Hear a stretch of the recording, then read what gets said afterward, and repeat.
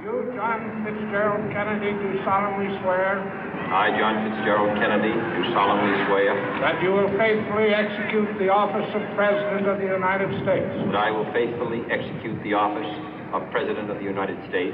And will, to the best of your ability. And will, to the best of my ability. Preserve, protect, and defend the Constitution of the United States. Preserve, protect, and defend the Constitution of the United States. So help you God. So help me God.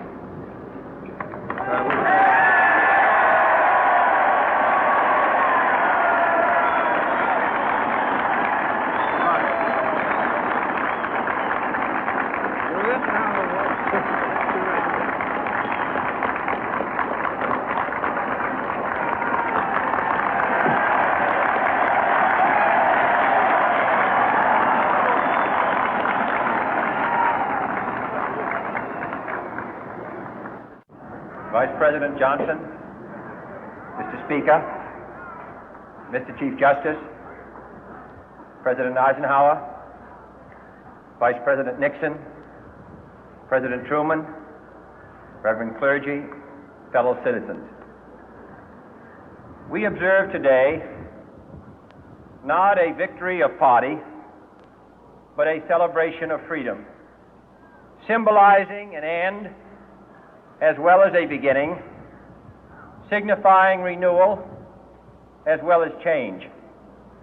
For I have sworn before you and Almighty God the same solemn oath our forebears prescribed nearly a century and 3/4 ago. The world is very different now, for man holds in his mortal hands the power to abolish all forms of human poverty and all forms of human life. And yet the same revolutionary beliefs for which our forebears fought are still at issue around the globe.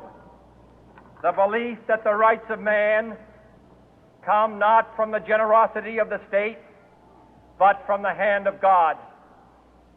We dare not forget today that we are the heirs of that first revolution. Let the word go forth from this time and place to friend and foe alike that the torch has been passed to a new generation of Americans born in this century, tempered by war, disciplined by a hard and bitter peace, proud of our ancient heritage, and unwilling to witness or permit the slow undoing of those human rights to which this nation has always been committed and to which we are committed today at home and around the world.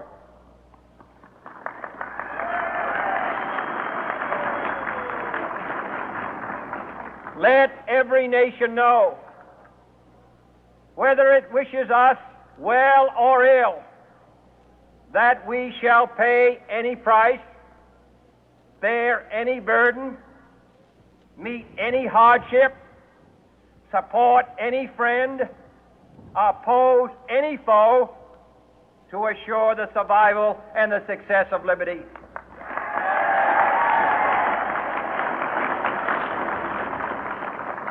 This much we pledge and more. To those old allies whose cultural and spiritual origins we share, we pledge the loyalty of faithful friends. United, there is little we cannot do in a host of cooperative ventures. Divided, there is little we can do, for we dare not meet a powerful challenge at odds and split asunder. To those new states whom we welcome to the ranks of the free, we pledge our word that one form of colonial control shall not have passed away, merely to be replaced by a far more iron tyranny. We shall not always expect to find them supporting our view, but we shall always hope to find them strongly supporting their own freedom, and to remember that in the past, those who foolishly sought power by riding the back of the tiger ended up inside.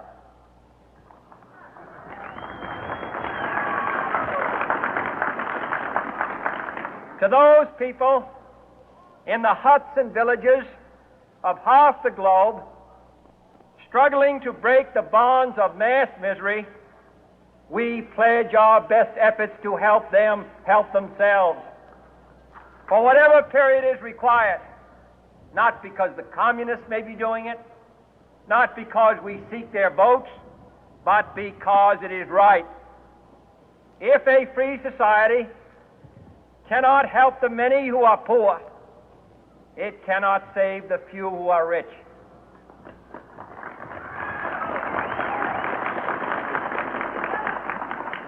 To our sister republics south of our border, we offer a special pledge to convert our good words into good deeds, in a new alliance for progress, to assist free men and free governments in casting off the chains of poverty.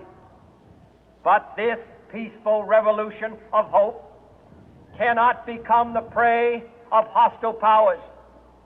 Let all our neighbors know that we shall join with them to oppose aggression or subversion anywhere in the Americas. And let every other power know that this hemisphere intends to remain the master of its own house.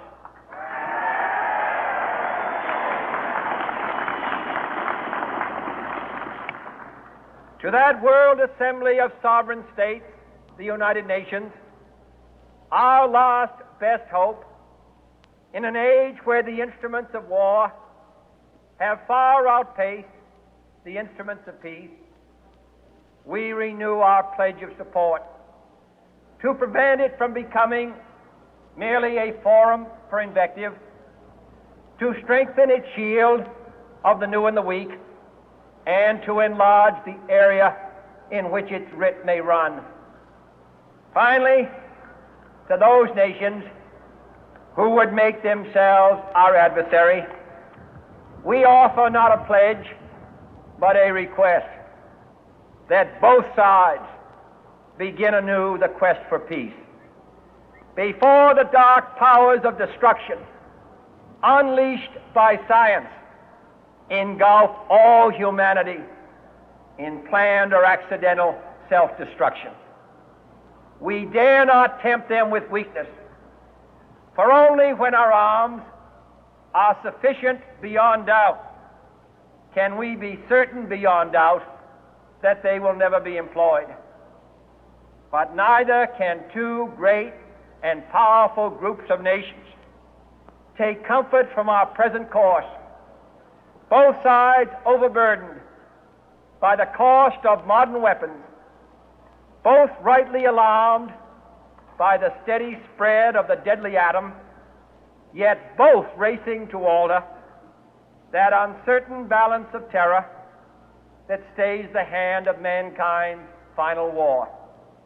So let us begin anew, remembering on both sides that civility is not a sign of weakness, and sincerity is always subject to proof.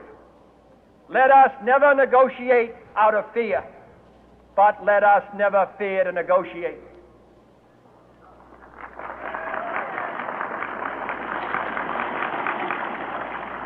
Let both sides explore what problems unite us, instead of belaboring those problems which divide us. Let both sides, for the first time, formulate serious and precise proposals for the inspection and control of arms, and bring the absolute power to destroy other nations under the absolute control of all nations.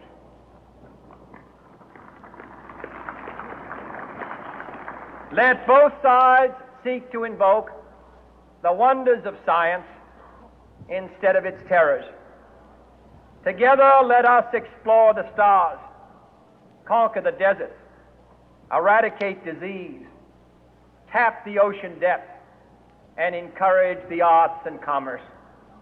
Let both sides unite to heed in all corners of the earth the command of Isaiah to undo the heavy burden and let the oppressed go free. And if a beachhead of cooperation may push back the jungle of suspicion, let both sides join in creating a new endeavor, not a new balance of power, but a new world of law, where the strong are just and the weak secure and the peace preserved. All this will not be finished in the first 100 days, nor will it be finished in the first 1,000 days, nor in the life of this administration, nor even perhaps in our lifetime on this planet. But let us begin.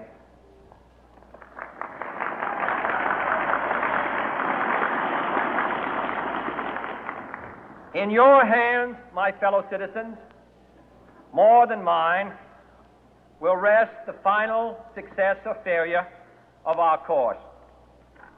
Since this country was founded, each generation of Americans has been summoned to give testimony to its national loyalty. The graves of young Americans who answered the call to service surround the globe. Now the trumpet summons us again, not as a call to bear arms, though arms we need, not as a call to battle, though in battle we are, but a call to bear the burden of a long twilight struggle, year in and year out, rejoicing in hope, patient in tribulation, a struggle against the common enemies of man, tyranny, poverty, disease, and war itself. Can we forge against these enemies a grand and global alliance, north and south, east and west, that can assure a more fruitful life for all mankind? Will you join in that historic effort?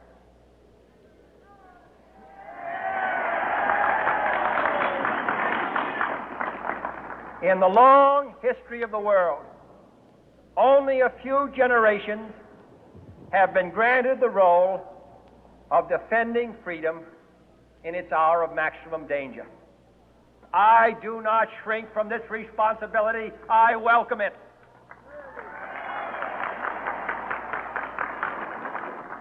I do not believe that any of us would exchange places with any other people or any other generation. The energy, the faith, the devotion which we bring to this endeavor will light our country and all who serve it.